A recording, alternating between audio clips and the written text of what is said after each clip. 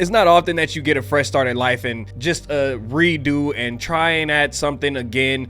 A lot of the times you kind of just have to get out there, give the effort that you get, and that's where you are in life. And now you either got to work your way up or you got to try and maintain. Now, many of you may know that season 2 of Marathon just went live, and they had a rocky kind of first start on day 1 where the servers weren't working right. And I'm sure there's a lot of speculations online about why it wasn't working, and then, you know, just giving more fuel to the fire. People saying, this is why the game sucks. This is why it's a dead game. This is, you know what I'm saying? It's always gonna be something. But Bungie finally did get it under control, and they got Marathon up and running. And I want to be one of the first to say, or at least one of the few to say, this update is like that. It's one of them ones. Now, just in case you're somebody that's new to Marathon and maybe you wanted to give it a shot in season 1, but you heard all the negative naysay and you seen a lot of the backlash, and then maybe you even seen some things online from the gameplay itself, and maybe it kind of steered you away for a little bit. But they premiered season 2 on the State of Play, and you got to see a little bit more. They kind of went more in that horror theme. They showing a little bit more darkness and the eeriness that some people really enjoy in video games, with the same fantastic gunplay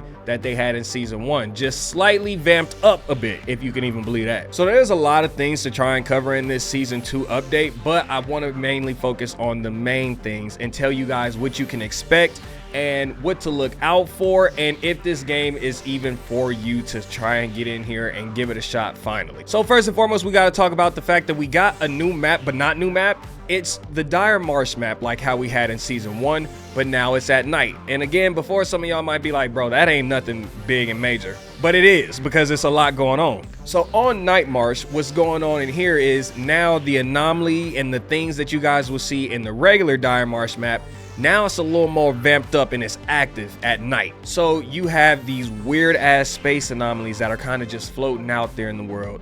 And if you get a little too close to them, they're gonna start firing off some weird stuff at you, and it will do damage to you and draw in some attention from either the bots or other players. They still have things like the spiders on the map. They still have things like the poisonous plant that shoots the spores at you and it does damage. Obviously, you still do have the UESC bots that you need to constantly be wary of. And then they added a twist of zombies. Now, that's not the official name of them. That's just what most people are going to call them anyways. That will hunt you down the second you get too close to them and start running you down to do some damage to you. And finally, they also included a whole new area that you can kind of explore on this map that has some high tier loot. Now, me and my boy did manage to get up in there, and we kind of were looking around. We didn't find out how to get into the last room. And some of the reasons were because we just ran out of time, or we tried to exfil a little quick because we were like, oh hey, we didn't know how to get in there, so then we figured it out, we die. Okay, hey, now we got up in there, let's look around, we die. Okay, let's try one more time, get in there, figure some things out, we running out of time, we tired of dying, let's leave. So Night Marsh, honestly, that map is gonna have you paranoid. You're gonna hear all types of different noises that's got you paranoid. You don't know what it is that's lurking in the shadows. And let me say this, the map is extremely dark. You feel like you're outside in a place where they ain't got no civilization. You just lost in the woods and it's pitch black. And all you hear is this damn hyena. All you hear is a mountain lion. You hear all types of shit, but you don't know. You don't know, and you almost too afraid to go and find out. It's a great experience for people who are into that thrill and that scare and that jump scare factor of a game, on top of amazing gunplay. Once again, y'all, I want to let that be known. The gunplay is better. I mean, it was already good, but it's better now. Now, again, I understand some of you still might be thinking like, Tutti, that's still not my cup of tea. That's not my speed. I don't want another player or another team coming up in there ruining the experience. And they did fix that to an extent for players just like that. They do have a sponsor-only mode for the Night Marsh, and this one is supposed to be more so like a PvE thing. So you get up in there and you are still facing the challenges of the world. You're going up against all those things that I named before, but you will sometimes, not often, but you sometimes can and will run into rooks. And those of you that don't know, Rook is one of the shells that you get to choose in the game, but you have to go in solo. You can't go in with a team or anything like that. And you're just like a scavenger, and you're trying to get your loot up and try and get yourself out of a bad situation if you've had bad run after bad run. You know what I mean? So that's the most that you'll run into on that map, outside of just regular CPU kind of enemies that you have to go up against. But like I said, it's sponsored kits only. But another nice thing about it is they did slightly lower the difficulty of the AI. So now they're not as crazy hard to defeat and deal with. you, one other person, maybe even 2 other people can get up in there and y'all have a good time, and y'all can for the most part run through it, unless you run into one of the big heavy mini bosses or main bosses that's going on during the event. So those are still slightly harder to kill, but for the most part, all the other bots, y'all can kind of mow them down with 1, maybe 2 clips. It just depends on if you're getting headshots and who you're going up against. So all in all, I would say those few things right there is a very big plus side, and Marathon has already announced that they still plan on doing more to try to make it more of a laid back and friendly experience for people who might have had a long day at school just trying to come home and play the game. And same thing as somebody that's coming home from work, you're not really looking to get out there and sweat your balls off and go crazy. But you know what I'm saying? Like, you're not trying to get up in there and do all that straight off of work, or, you know, maybe like a stressful day at school or something. So they have tried to implement some of those things in, and it does feel like a world of a difference, especially the fact that the enemies are not as crazy difficult as they once were. Now, some games would kind of end it right there, especially if they just put in a new map, a new game mode, and a lot of balance and changes and stuff like that to make the game run smoother, which it does run a lot smoother. I mean, things are really responsive in this game. Like, the second you click on the screen and you get into it, it immediately takes you to it. You back out and you back in the lobby, it immediately gets you there. So they made a lot of quality of life changes, and like I said, other buffs and nerfs to like weapons and shells and whatnot. But for Marathon, they decided we need to add something else to get people excited, something else that'll have them like, yo, we are doing more than what you would expect to try and keep people interested and bring more people in, and that would be the 2 new guns. Now, I don't know the names of both of them, but I know one is like the KVV or something like that. That's the new submachine gun that's supposed to be the shotgun killer. Hey, let me tell you, that thing nice. Okay, you do burn through your clips extremely fast, but that's a good ass gun. And then next, they have the burst pistol that they added into the game. And these 2 guns are supposed to be used with like your marksman rifles and your snipers and stuff like that. So in case you need to get into a close combat kind of situation, the burst rifle, y'all, hey, don't sleep on it. That thing is good. That is a good ass pistol. I enjoy using it. You get it for free with one of the sponsor kits that you can use when you're playing just regular Night March, not the sponsored version. And I think at some point there is going to be a sponsored version specifically made for that, but as of right now, it's not there. But of course, you can use both of these guns in every other one of the maps. It just, that's what I'm letting y'all know, is that at least one of them will be in a sponsor kit. And Marathon still ain't stopped there. They then dropped an entirely new shell by the name of Sentinel. Now, this is more of like that defensive, slower pace kind of shell for people that might be into that. Again, for my Apex Legends fans out there, what's good? How you doing? You know what I'm saying? Welcome in. This is gonna be like your Caustic / Watson character, because the way Sentinel's abilities work is gonna be very familiar to the fans of Apex Legends that like that slower pace, where he has one ability that he puts like a landmine that you can stick onto surfaces. You can put it on the floor. You can put it in a lot of different places. You know what I'm saying? Get fancy with it. You know what I'm saying? Be real tricky and make it hard for niggas to find it.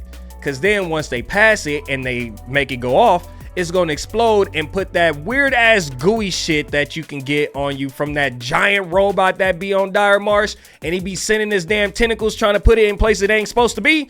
It'll be like that, and it'll slow the enemies down, make it really easy for you to get some easy picks and kills off of them, so it's really nice in that department. Then he has like a recon ability, and no, don't worry y'all, it's not killing recon by any means. It's got a very short range that they can see from.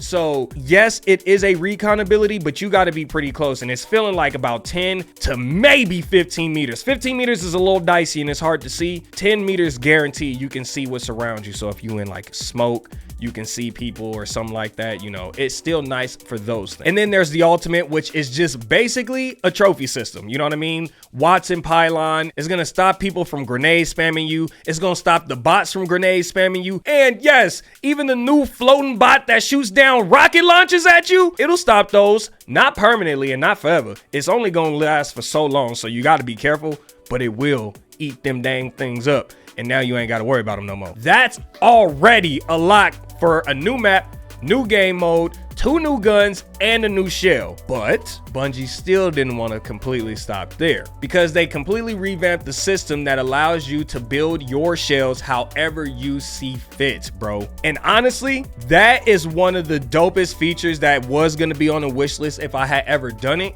They did that for season 2. And now, depending on your playstyle, if you are somebody that likes to be a little bit closer and you like to use your knife at times because you're constantly running out there with it, you can build yourself so that you can do just a little little bit more, nothing crazy, but a little bit more knife damage. You can have more dexterity, you can have more stamina, you can have more recovery speed, you can have faster looting, and you get to determine how much you want to put on every individual little aspect. You just got to grind and work your way up so that you can get all them points to do that. And they said, yo, if you still struggling to do that, and maybe you just finding a whole bunch of bullshit loot that you would normally just like sell for money or just drop off rip, if you keep them, you can then use them for materials to level you up faster so that you can now do more upgrades to your shell. So everything, and I literally mean everything, has value in this game. And now we've covered all the major updates. Those are a lot of the big things that they did in here. Like I said, the patch notes still said a whole bunch more. There was a long list of things. They made changes to rank, but I don't play rank, so I didn't really decide to tell you guys that. And this video is more specified for people out there that might be looking to get into Marathon finally, because they're not really listening to anybody else's opinion on it anymore. Again, if you're somebody that is a fan of Apex Legends, I think you will still really enjoy Marathon, bro. This game, it definitely fits that Apex feel with the gunplay, the way the first person shooter shit works. And again, I know it's not super crazy fast paced like Apex because of all the movement legends and how you can move around and shit like that, but if we are talking overall, like kind of that, the gameplay feel, the shooting, the fact that shells have their own kind of unique abilities that set them apart, and you need to use those and work in tangent with your teammates. Again, a team of 3, you gonna get that Apex Legends feel. So if you wanted something that was Apex but just slightly different so that you got 2 different games to jump in between, try Marathon out, bro. Like I said, this video is more so for people like that. If you're already a big time fan of Marathon and all this, you know all of these things already. So again, I apologize for those of you that decided to stay and watch and was hoping for something more. Maybe you just so much of a fan, you like, bro, we just out here trying to support any and everybody that's rocking with Marathon, and I thank you for it. So yeah, man, that's all I got. Like I said, it was a whole bunch of other quality of life things. They changed the home screen, which I think is really dope, and even in the corner that you guys are seeing up on the screen right now, they show you which faction you got equipped, so it's no longer just like a, oh wait, who was I doing something with again? What's that faction called? And it just shows you right there that you got it. So it's nice, man. They made a lot of good changes. The game feels great. It's super responsive. The frames, I still wish I could get a little bit more, but they did say that they are still working on that, and for console, so don't worry. Console players, PC players alike, we all are still going to get those improved frame rates, so don't worry, y'all, it's on the way. But with that, that's truly everything that I got for you guys, and I hope it was helpful, man. Let me know what you guys' thoughts are. How are you feeling about season 2 so far? Again, if you're not a fan of Marathon, bro, you're just not a fan of Marathon. I'm not even gonna waste my time and bother with like talking to you about it and listening and nothing like that, because again, you already made your mind up, and that's cool. You be in your lane, I'ma stay in mine. But if you are interested, like I said, let me know your thoughts, man.